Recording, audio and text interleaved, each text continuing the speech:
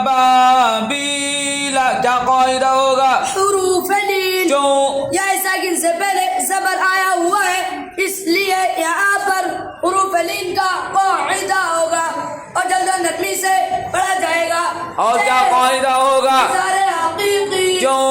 تنوین کے بعد حمزہ اظہار کے 4 حروف میں سے آیا ہوا ہے، اس لیے یہاں پر اظہار حقیقی کا قاعدہ ہوگا۔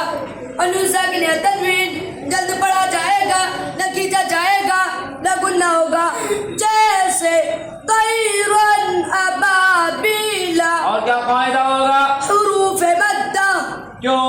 زبر والا حرف الف کے ساتھ آیا ہوا ہے، اس لیے یہاں پر حروف مدہ کا قاعدہ ہوگا۔ لمن خشیہ کیا قاعدہ ہوگا بھائی؟ اظہار حقیقی کیوں؟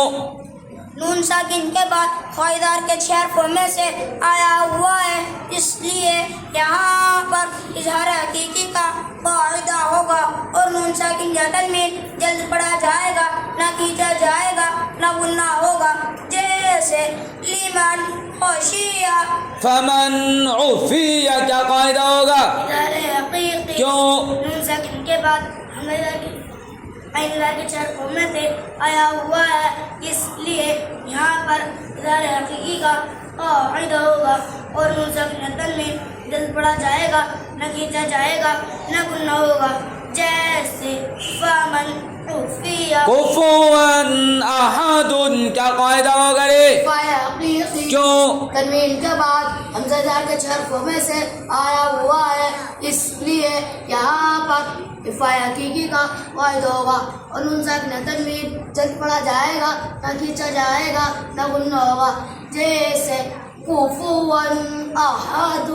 کتاب حکیم کیا قاعدہ ہوگا؟ حروف مدہ کیوں؟ زبر والا حرف الف کے ساتھ آیا ہوا ہے، اس لیے یہاں پر حروف مدہ کا قاعدہ ہوگا اور ایک الف کے برابر کھینچ کر پڑھا جائے گا۔ حروف مدہ کا قاعدہ سنائیے۔ نمبر 9 حروف مدہ 3 ہے، الف واو یا زبر والا حرف الف کے ساتھ، پیش والا حرف واو ساکن کے ساتھ، زیر والا حرف یا ساکن کے ساتھ ہو تو یہ حروف مدہ بن جائیں گے اور ایک الف کے برابر کھینچ کر پڑھے جائیں گے، جیسے با بو بی، ان کو حروف مدہ اور اس مد کو مدہ سے لکھتے ہیں۔ اور کیا قاعدہ ہوگا؟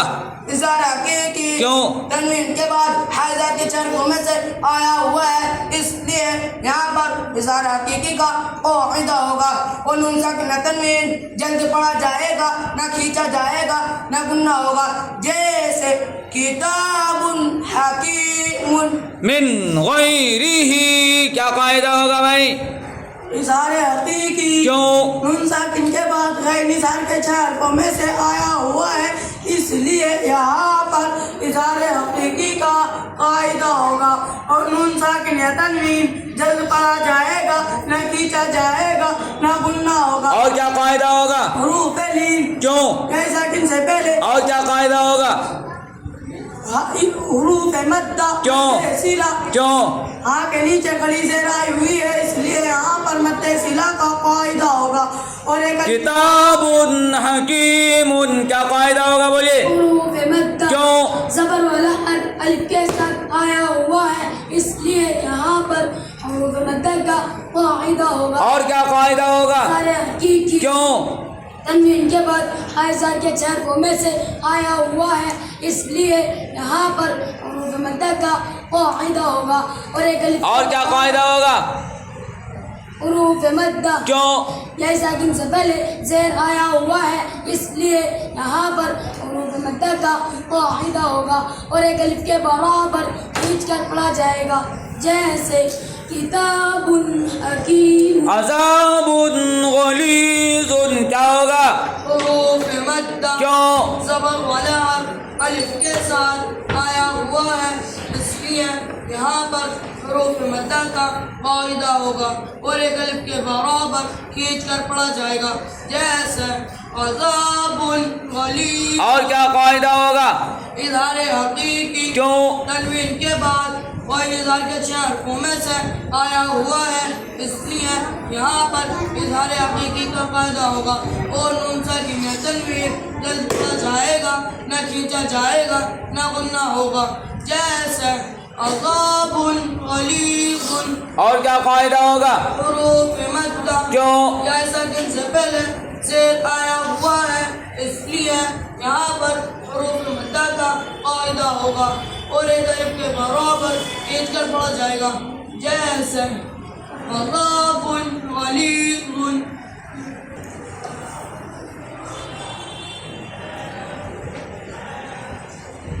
زا کیا قاعدہ ہوگا؟